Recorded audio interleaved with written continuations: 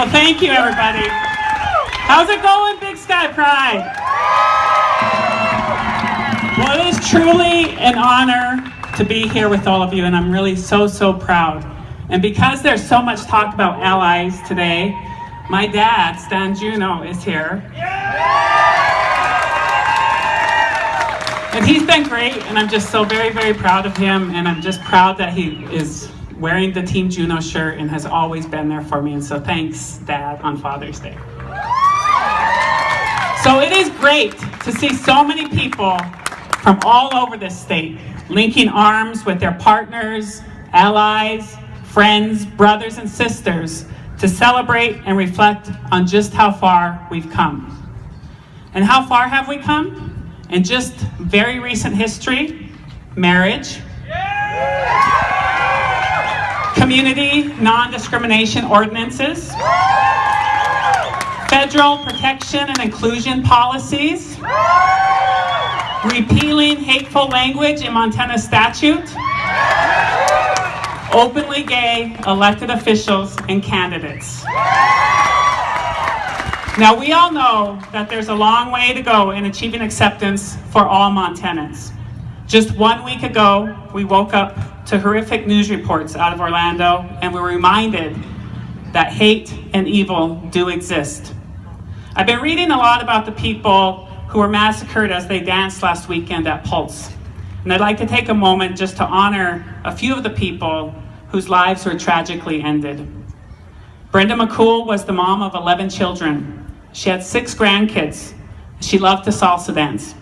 She survived cancer, and Brenda was at the club with her son last Sunday as he was killed on the dance floor, and her son survived. Antonio Brown was an Army Reserve captain. He'd been deployed to the Middle East, but he lost his life at an American dance club. Akira Murray was only 18 years old. 2 weeks ago, she walked across her stage at her high school graduation. Last weekend, her family was on a trip to Orlando to visit her brother.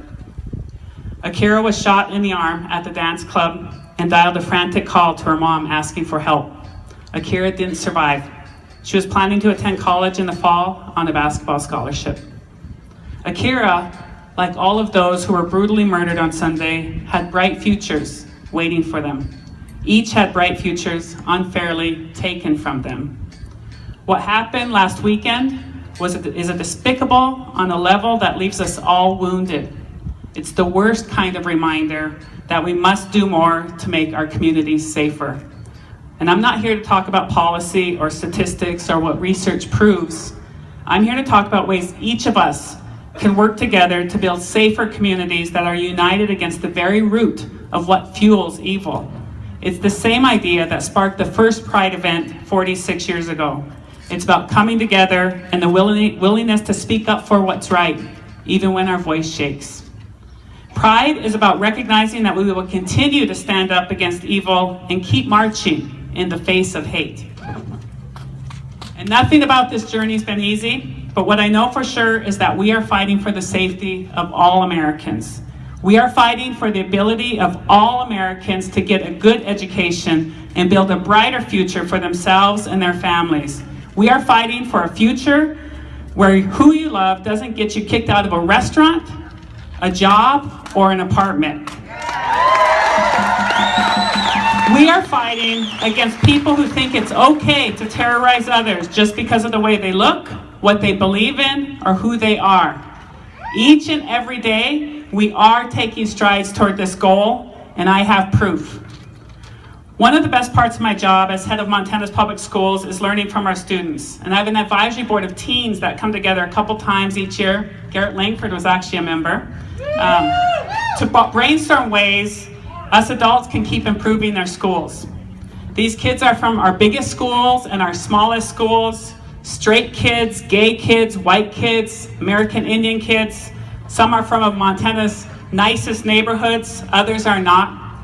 Some are straight A students, while some have faced challenges that seem impossible to bounce back from. But what these students have in common is that they don't see each other through the lens of being different.